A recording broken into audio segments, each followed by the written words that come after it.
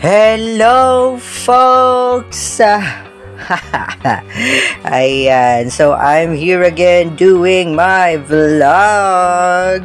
Ayan, please do like, share, and subscribe. So ngayon po, ito naman po ang aking vlog nung ako po ay nag-travel pa Iloilo together with my, of course, co-teachers and ayan, some of course, our friends.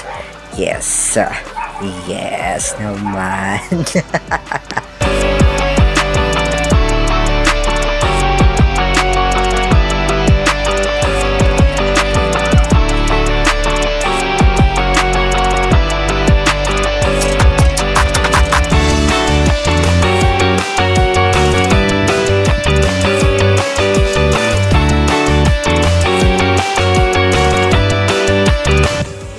So, right after our flight, kami po ay nagstay on one of our cottagers. Ayan, and then, nung umaga, yan, they invited us to do swimming. Yes, to do swimming sa kanilang pool. Ang ganda po ng kanilang pool. Yes, napakaganda. No? Yan. So, Sir Russell, after we have do the swimming, ayan, try siya magpa-shoot and ayun, hindi niya na-shoot. Hindi siya marunong mag-shoot, guys. Wala. Ay, ambot. Ayan, so, next, right after we have walked through that gymnasium, ayan, so, matapos na kami maligo sa pool, no? Ayan, so, nagpicture ako dyan. Yan, so as you can see, that's me.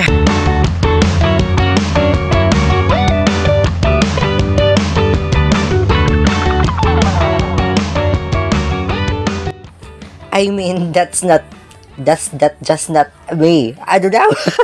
I mean, that is not just me, no? Kami pala.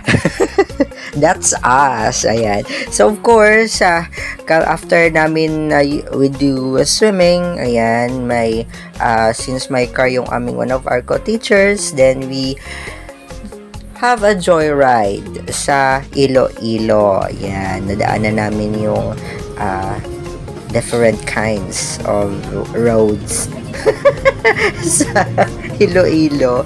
Yan, napakalinis po actually sa Iloilo. Sobrang linis niya. No, wala ka makita gaano kalat.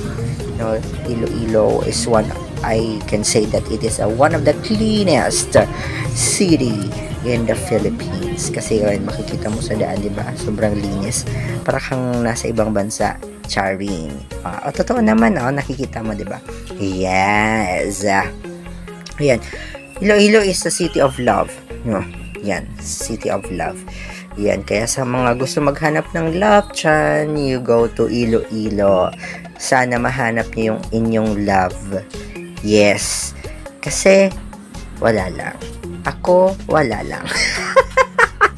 Well, anyway, that is Iloilo City.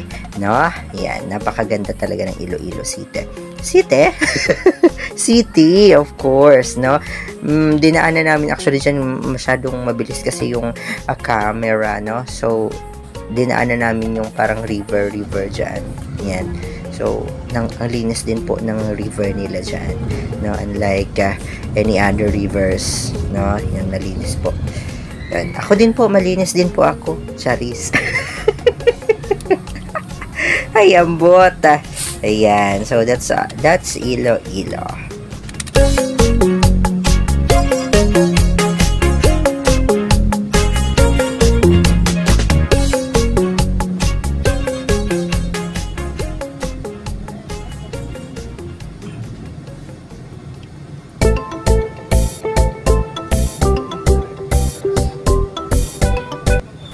Siyempre, hindi papahuli sa lahat ang pagkain ng Iloilo. Ayan, pinatikim kami ng of course one of our co-teachers ay nakatira sa Iloilo, no? So pinatikim kami ng kanilang tawag nito Mickey, no? Yan sa bok choy. Lasang-lasa mo talaga ang bok choy doon, no? Napakasarap ng sabaw. Sabaw lang. Ayan. Basta napakasarap po ng kanilang bok choy. No? So, we also recommend that Ted's bok choy. Ted's bok choy ba yun? Basta, yun na yun. Masarap doon. No? So, after noon, kami ay nag-travel ulit. Papunta sa, ano yun? Sa mall. Yan. Punta kami ng mall. Yeah. Mall.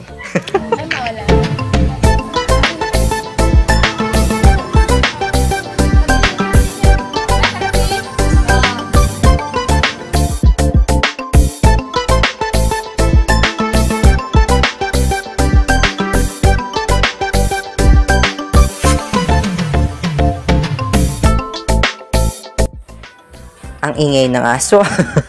So, right after namin maglakad-lakad sa Atria Mall, ayan, so, pumunta kami sa isang coffee shop. Itong coffee shop na ito, ang ginagawa niyang mga kape ay man-made. Hindi siya gumagamit ng machine. Mismong tao yung gumagawa po. Ingay talaga ng aso. Ayan. So, ayan kami. Pero ang in-order ko ay kalamansi juice kasi hindi po ako nagkakape. Ano, sana all hindi nagkakape. Pero totoo po, hindi po talaga ako nagkakape. Juice lang. Sana all talaga. Ayan, ay tapon daw. Ang ingin naman sa lab.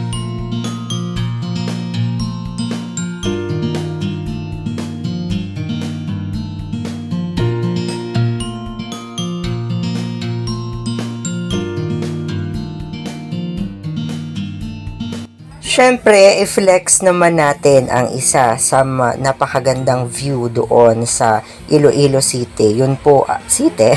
City. Ayan po yung kanilang floating lantern, no? Para kang nasa Thailand, no? Napakaganda po ng kanilang floating lantern. Kapag gabi, umiilaw naman po siya, no? So, if you have, you know, your jowa, ayan, pwede niyong puntahan yan at dyan kayo mag-date-date, chari. Kasi ako walang jowa eh, kaya ayan, nagsosolo ako mag-picture. Cheese. Huy! Yan. So, after that, pumunta kami ng Festival Mall. No, ang ganda din po dyan sa Festival Mall. No, I really feel the, you know, yung parang environmental vibes. Yung ganyan. Napakaganda po. Para kang nasa Thailand din. Pero ang ganda po. Yan, may fountain po ata dyan. Pero, ayun. So, this is the view naman kapag padapit gabi na yung Festival Mall. Ang ganda, no? Napakaganda ng lightings. At yung kanyang decoration talaga makita mong ponduhan. Napakaganda. Yes. Of course. Yan. Now, welcome to Iloilo. And, syempre, since umaga kanina, hindi ko nakita yung light ng lantern. Pinuntahan namin ulit. Dumaan kasi kami. So, ayun. Ang ganda din. So, after noon, pumunta kami doon sa may Emperador na building. Yan. So, para kang nasa Spain. Ang ganda din ng kanilang establishment. Napakaganda ng kanilang, you know, picture para kang nasa Venice. Charis! Yes. And of course, ito.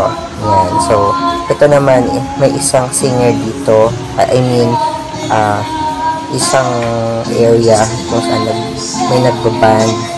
No? So, I tried na makipag-jam sa kanya. Yeah, you will see. Yeah. Wait for it. Yes, this is it.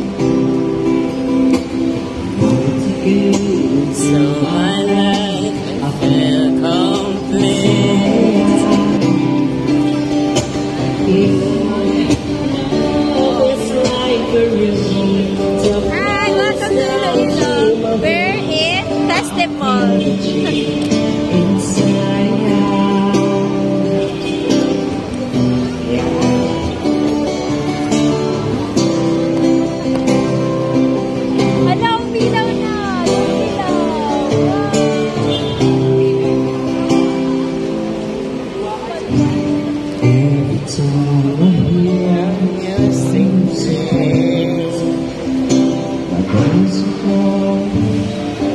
been through. Nawala sa iyo.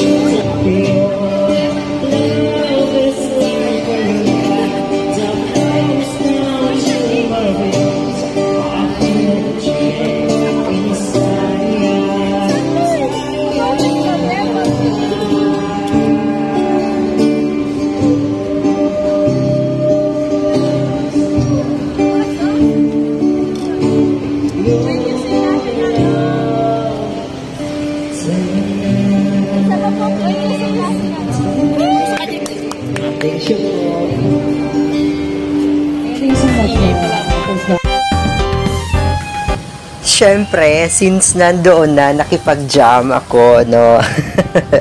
Yan, isang beses lang yan sa isang live, makipag-join habang kumakanta. So, I joined yung girl doon na nagbabanda. Yan. So, I'm also fan of jamming. So, if you wanted to get me, then fine. I'm free. Charis.